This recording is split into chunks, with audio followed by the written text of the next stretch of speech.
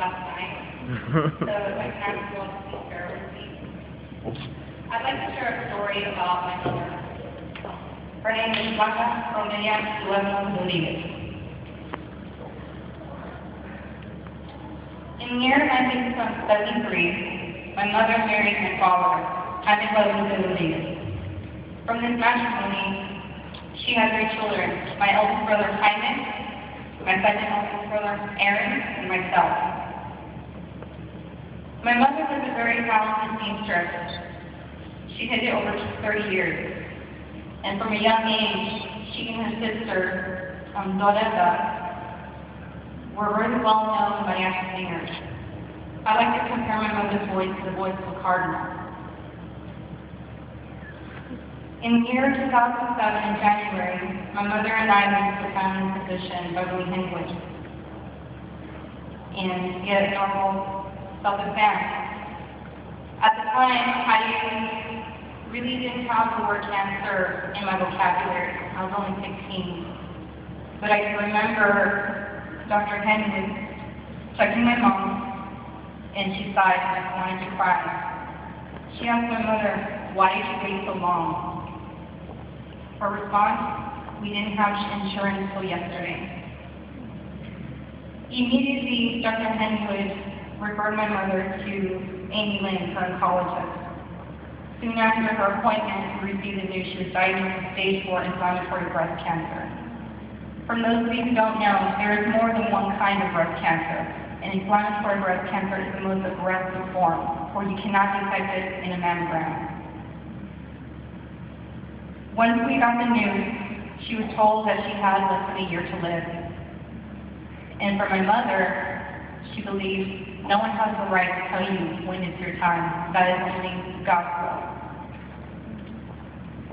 So once we got that, my mother had procedures to have a Mediport in to administer chemo.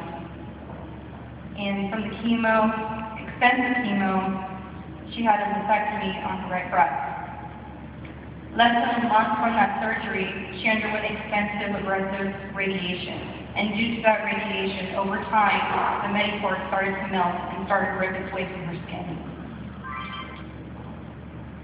My brothers and myself, including my father, all became her caretakers.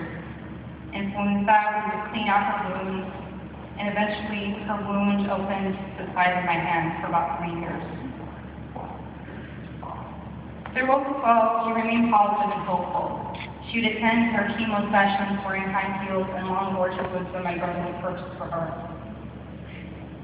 Many times her patients didn't believe she was sick at all. It was my mother's faith in God that kept her going. She believed, despite the pain and suffering she endured, someone else always had it worse. But then when she would cry in agony from the high pain, she would cry out to Jesus and say, "This is nothing compared to your sacrifice." And that's what kept her going. After 5 years of battling, she lost it on February 3rd, 2012.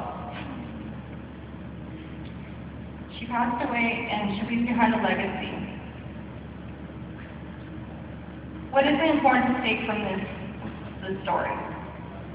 Early detection is very important. And it's important for each and every one of us individuals to be aware of our bodies. Not be ashamed of having an illness, not letting women know, thinking it's taboo because it's not. Every day their new diseases are rising, and medicine is very slowly keeping up with that.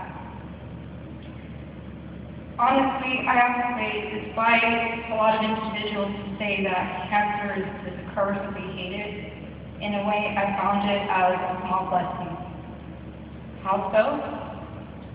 She was an inspiration for my eldest brother, who was also diagnosed with B-cell lymphoma a few years ago.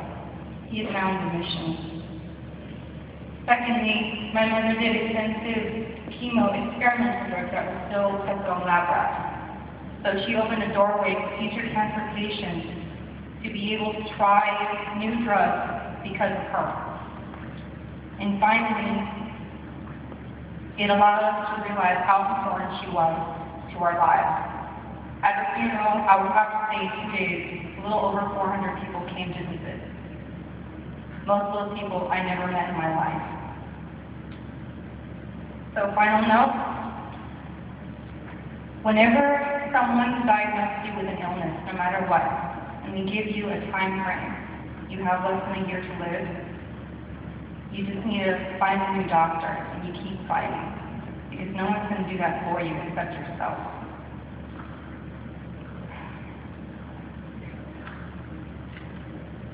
Live each day as it was your last, whether you're sick or you're healthy, and make your mark.